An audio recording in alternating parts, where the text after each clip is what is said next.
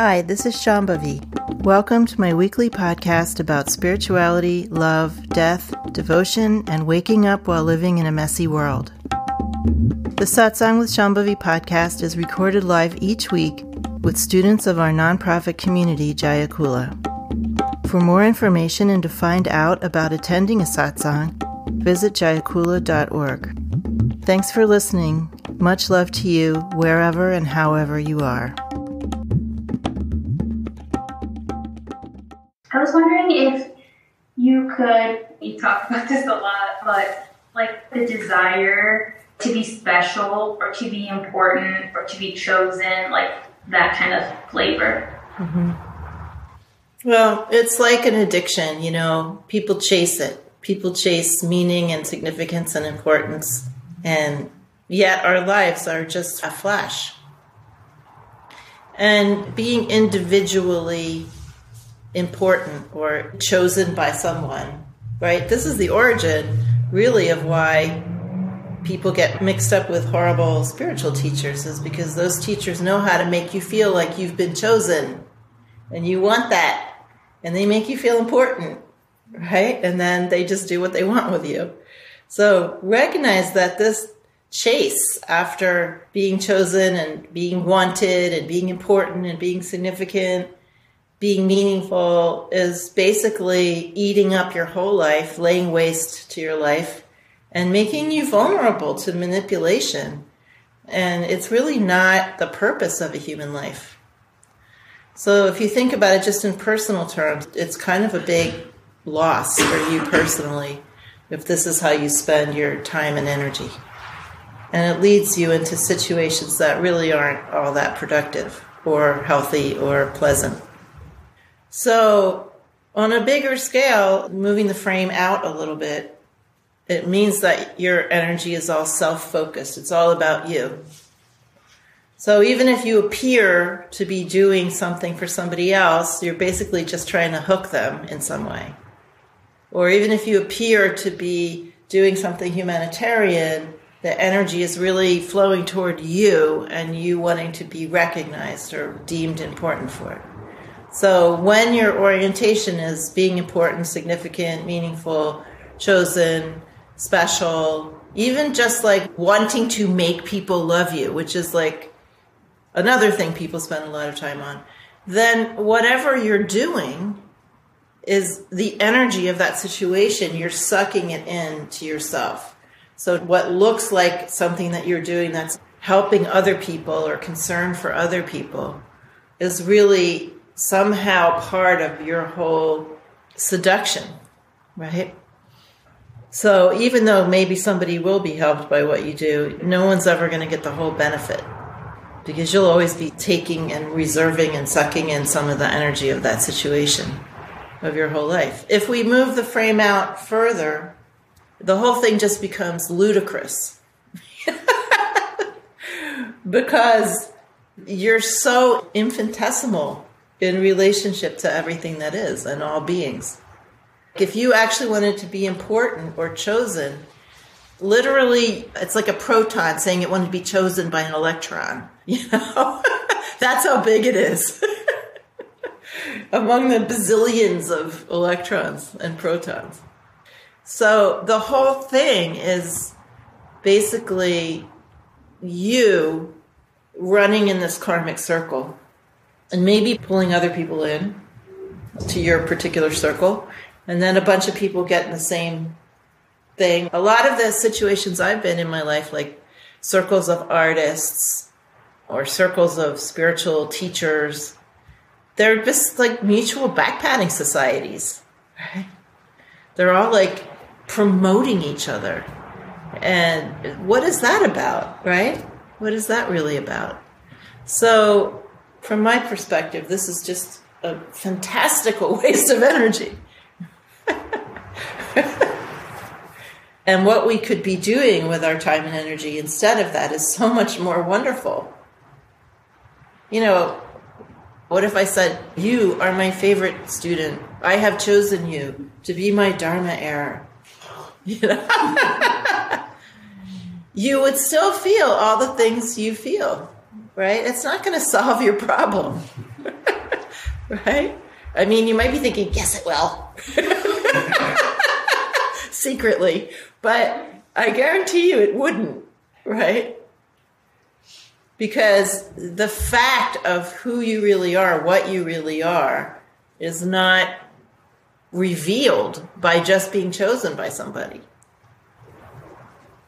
And the idea is that we want to spend our time and energy seeking revelation of what is the nature of the self and of reality, so that we can really play here, so that we can enjoy these fleeting lives that we have, and even play with the zones between lives, and just have a magical grand old time. That's really the whole thing. That's what God is doing. So if we're doing anything else, it's adharmic, right? And it's exhausting. So many people are exhausted by the search for respect, esteem, recognition, being chosen, being secure, being important, doing something significant, feeling like you're on the bus, whatever. People spend their entire lives doing that. Their body, energy, and mind totally wrapped up in that chase. And they're literally running on fumes. They're so exhausted, spiritually and physically and emotionally.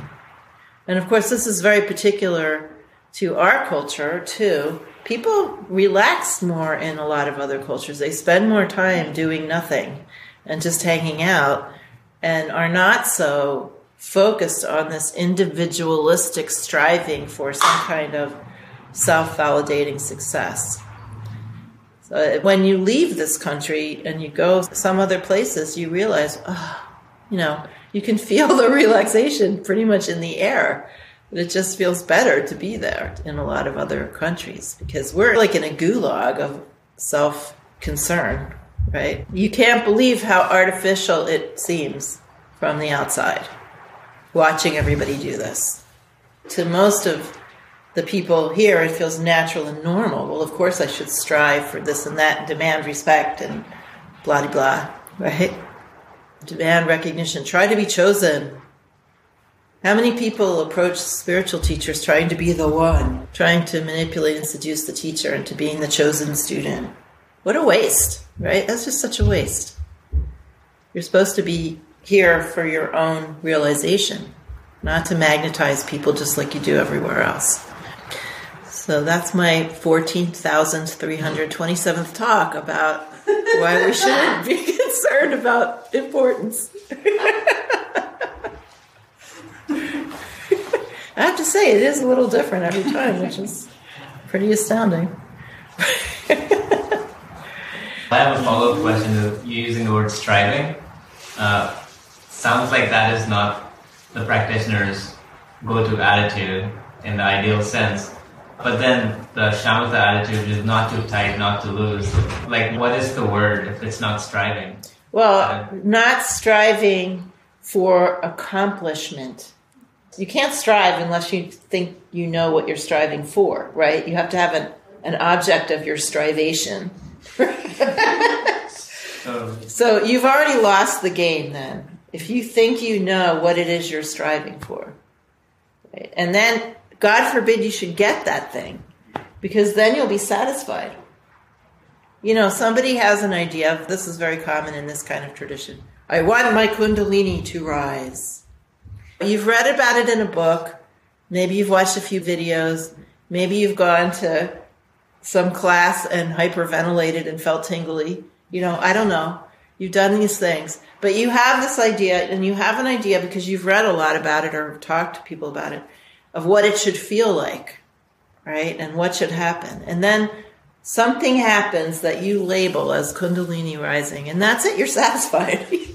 Then you just keep trying to have that experience, whatever that was, which was completely of your own and other people's limited imagining, and then you're done, right? This is why you read so many people online saying, I'm enlightened. It's like, really? There have never been so many enlightened people in all of human history, right? Because they have defined it in a certain way as a particular goal, a particular kind of experience, And then they have that experience and they think that's it. It never is it. Ever. There is not one experience that's it, right?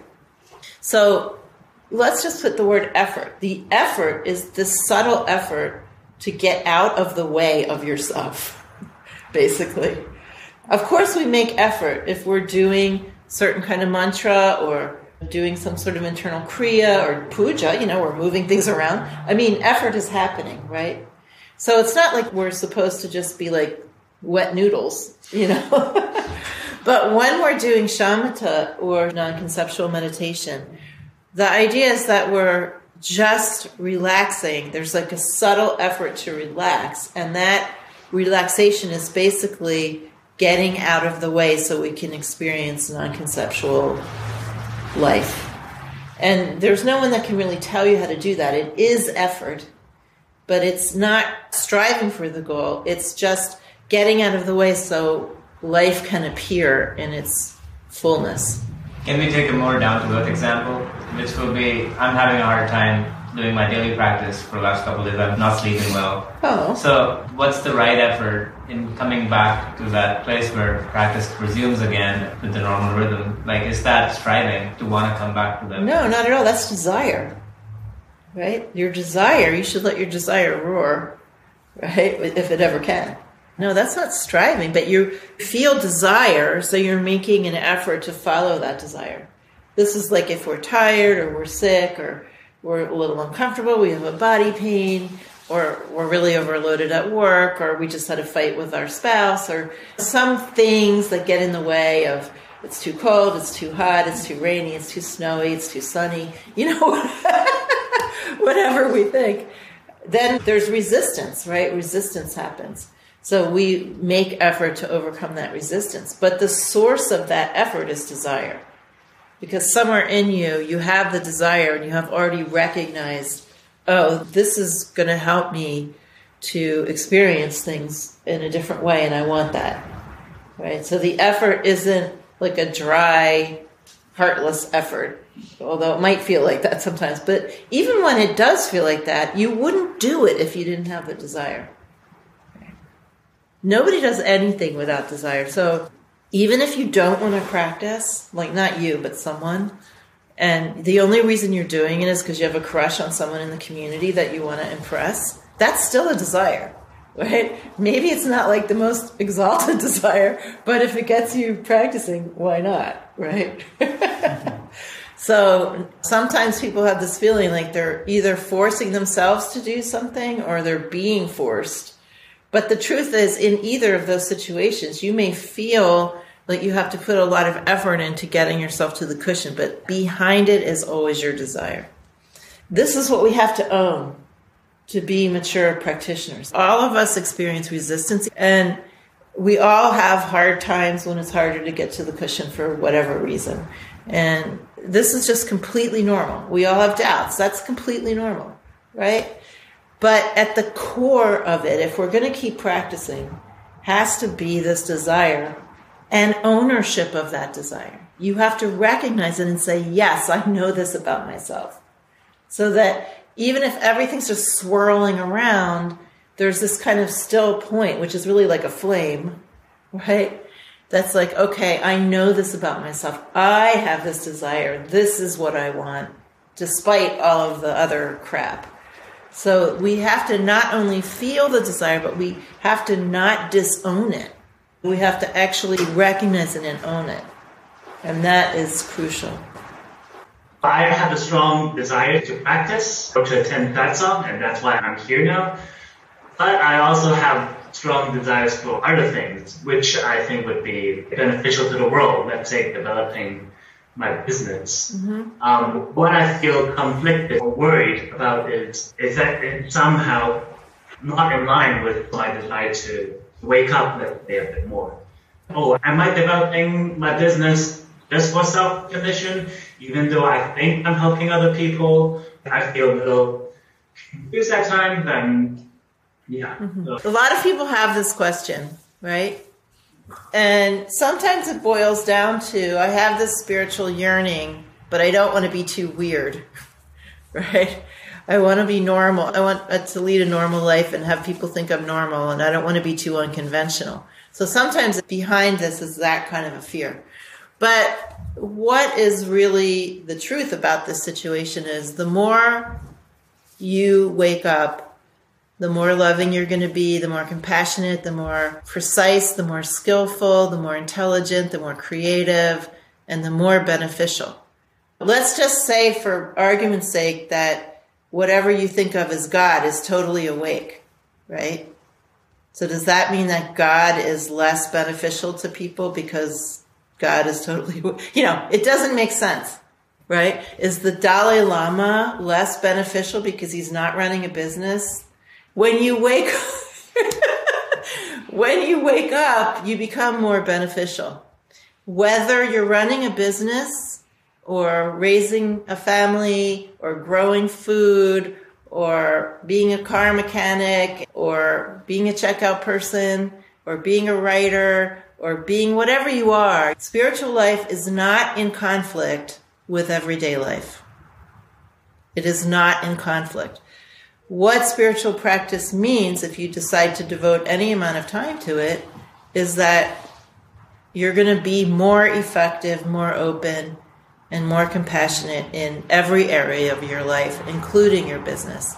And if there's anything about how you're engaging in the business world right now that is about self-aggrandizement or being seen in a certain way by other people, if you do spiritual practice over years and years, that will no longer be your reason for being in business.